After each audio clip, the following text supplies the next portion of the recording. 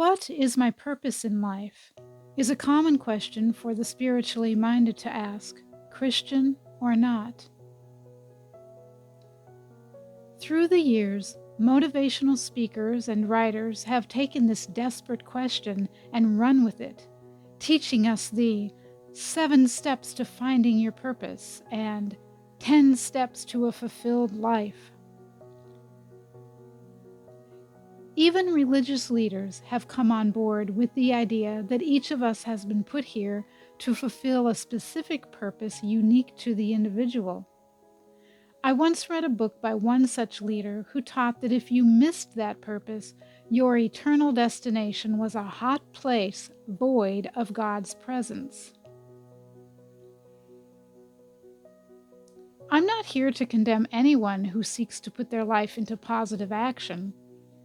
Rather, I'm condemning the deception that has sent countless people into a mire of confusion, dismay, and discouragement because they couldn't or can't figure out what their purpose was or is. And what happens because of that?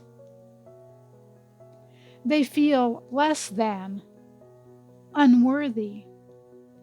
They read a certain book and become convinced that thus and so must be their purpose. Then life happens and they're no longer able to pursue that particular purpose. Or they spend thousands of dollars on a conference and think they've found their purpose, only to realize after wasting possibly years of their life and a lot of money that the purpose had been an idea born out of pride, or at least equally as often out of greed.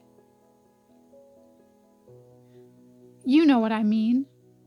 You're supposed to be a missionary in a foreign country, or turn your talents into a professional career, or be the mom in your neighborhood with the best behaved, most together, most successful children. Or you're supposed to climb the corporate ladder so you can be a witness for Jesus to all the minions under you. Or be a medical professional so you can save lives. Did you ever notice that all of the steps in the books, blog posts, videos, and conferences that explain how to find your purpose are completely self-centered and self-serving? Yes, even those that come from the pulpit that are supposedly based on the Bible. May I make a confession? I used to be one of those people who ran after purpose. I used to be convinced that if I couldn't find the one thing God wanted me to do in my life, He would punish me one way or another. After all, God sent all the gurus, right? So we should follow all their different steps and get it together. If we don't, we're lazy and we don't care about living for God. Seriously, that's how a lot of people think, because the purpose deception doctrine has insinuated itself into our lives so completely, even among non-Christians. If that's you, if you've been struggling to find your unique purpose, and thus struggle with feelings of unworthiness because you never can quite reach it, I have good news for you. It's all a bunch of poppycock. I figured this out in part by looking at the majority of the world. The majority of the world lives in relative squalor compared to most or all people who will read this article. They were born with certain talents, but they'll never become singers or actors or writers or chefs because they'll never have the opportunity. They don't have the money to become a doctor or a nurse or whatever. They make an income however they can, thrilled if they can spend 14 hours a day working in a sweatshop, as opposed to the unemployed who have to dig through garbage just to find a morsel of food to eat every day. The truth is, our idea of purpose is an invention of a wealthy first world society. It's not godly or scriptural. When it comes right down to it, it feeds our greed and our pride.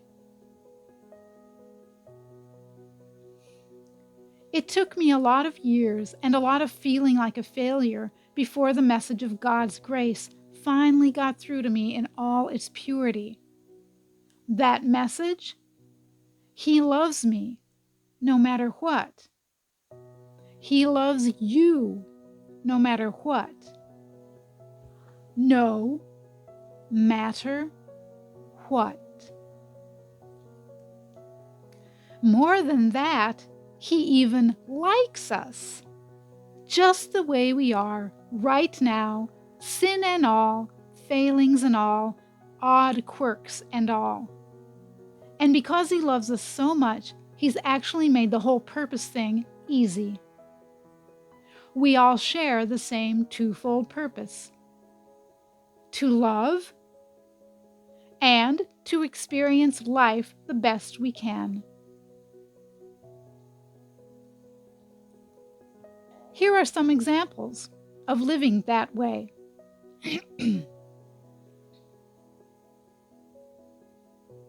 Here are some examples of living in that twofold purpose.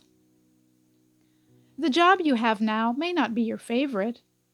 However, it's teaching you things you'll need later in life that you don't know about. In the meantime, God's will is for you to do the job with excellence and to show His love to everyone you come into contact with through that job. Say you love playing the piano and not only volunteer your talent here and there, but you've even made some money from your piano playing. Then you have a freak accident that causes you to lose several of your fingers. It's okay, because entertaining or ministering to people via music was not your purpose. It was what you did, how you expressed your creativity, and while you were doing it, God used it to help others, perhaps including yourself. Now that you can no longer play the piano, you can find other ways to serve and to work that will help the world become a better place. And you will still be living out God's purpose for your life. How about this one? You get bored easily, so you switch jobs every year or two and start small side businesses along the way, which you eventually hand over to other people so you can do another new thing. One day you find yourself with a small nest egg saved up and decide to quit your current job to travel the world for a few months. You don't lack purpose, as some might accuse you. Rather, your path leads you to experience a wide variety of people, places, and tasks. And as long as you're living out of love as you go, learning and growing along the way, you are walking in purpose. At this point, I hope that I've eased a huge burden off your shoulder. But even so, you may be wondering about that thing we refer to as calling. What are the differences between calling and purpose, if any? And if they're not one and the same, do we have to worry about hearing God's call to one particular duty or career, whether it's temporary or lifelong? I'll be addressing that issue in my next video, which I'll try to remember to link above once I publish it. Spoiler alert! Those who are doing their best to follow God's leading in their lives don't have to worry about calling any more than they need to worry about purpose. Not that anybody has to worry, ever, because of this thing called grace. So let me offer you a new definition of purpose. Your purpose is everywhere, with everyone you meet. It's being the most loving person you can in the moment, along with being the best person you can be, given the current moment and all it's bringing to the table. So relax. Enjoy life. In that enjoyment, the question, "What is my purpose?" melts away, evaporates into a mist, and disappears as it becomes automatically incorporated into every step you take. Peace to you, and may blessing abound in every area of your life.